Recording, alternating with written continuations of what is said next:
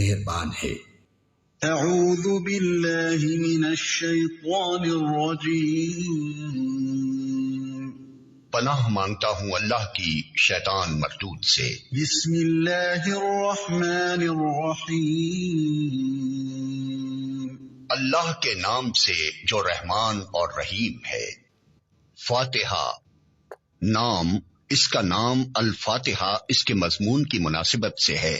فاتحہ اس چیز کو کہتے ہیں جس سے کسی مضمون یا کتاب یا کسی شے کا افتتاح ہو۔ دوسرے الفاظ میں یوں سمجھیے کہ یہ نام دیباچہ اور آغاز کلام کا ہم معنی ہے۔ زمانہ نزول، یہ نبوت محمدی کے بالکل ابتدائی زمانے کی صورت ہے، بلکہ معتبر روایات سے معلوم ہوتا ہے کہ سب سے پہلی مکمل صورت جو محمد صلی اللہ علیہ وسلم پر نازل ہوئی وہ یہی ہے۔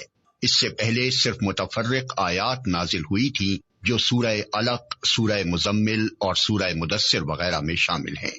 مضمون، دراصل یہ سورہ ایک دعا ہے جو خدا نے ہر اس انسان کو سکھائی ہے جو اس کی کتاب کا مطالعہ شروع کر رہا ہو۔ کتاب کی ابتدا میں اس کو رکھنے کا مطلب یہ ہے کہ اگر تم واقعی اس کتاب سے فائدہ اٹھانا چاہتے ہو تو پہلے خداوند عالم سے یہ دعا کرو۔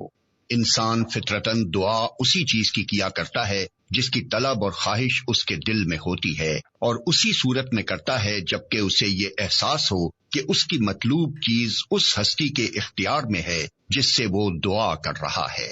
پس قرآن کی ابتدا میں اس دعا کی تعلیم دے کر گویا انسان کو یہ تلقین کی گئی ہے کہ وہ اس کتاب کو راہ راست کی جستجو کے لیے پڑھے، طالب حق کسی ذہنیت لے کر پڑھے اور یہ جان لے کہ علم کا سرچشمہ خداوند عالم ہے، اس لیے اسی سے رہنمائی کی درخواست کر کے پڑھنے کا آغاز کرے۔ اس مضمون کو سمجھ لینے کے بعد یہ بات خود واضح ہو جاتی ہے کہ قرآن اور سورہ فاتحہ کے درمیان حقیقی تعلق کتاب اور اس کے مقدمے کا سا نہیں بلکہ دعا اور جواب دعا کا سا ہے۔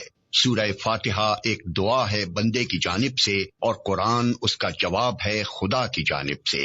بندہ دعا کرتا ہے کہ اے پروردگار میری رہنمائی کر، جواب میں پروردگار پورا قرآن اس کے سامنے رکھ دیتا ہے کہ یہ ہے وہ ہدایت اور رہنمائی جس کی درخواست تو نے مجھ سے کی ہے۔ اسلام جو تہذیب انسان کو سکھاتا ہے اس کے قواعد میں سے قاعدہ یہ بھی ہے کہ وہ اپنے ہر کام کی ابتدا خدا کے نام سے کرے۔ اس قاعدے کی پابندی اگر شعور اور خلوص کے ساتھ کی جائے تو اس سے لازماً 3 فائدے حاصل ہوں گے۔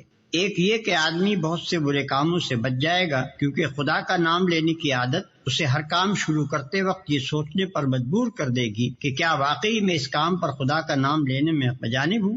دوسرے یہ کہ جائز اور صحیح اور نیک کاموں کی ابتدا کرتے ہوئے خدا کا نام لینے سے آدمی کی ذہنیت بالکل ٹھیک سمت اختیار کر لے گی اور وہ ہمیشہ صحیح ترین نقطے سے اپنی حرکت کا آغاز کرے گا۔ تیسرا اور سب سے بڑا فائدہ یہ ہے کہ جب وہ خدا کے نام سے اپنا کام شروع کرے گا تو خدا کی تائید اور توفیق اس کے شامل حال ہوگی، اس کی سعی میں برکت ڈالی جائے گی اور شیطان کی فساد انگیزیوں سے اس کو بچایا جائے گا۔ خدا کا طریقہ یہ ہے کہ جب بندہ اس کی طرف توجہ کرتا ہے تو وہ بھی بندے کی طرف توجہ فرماتا ہے۔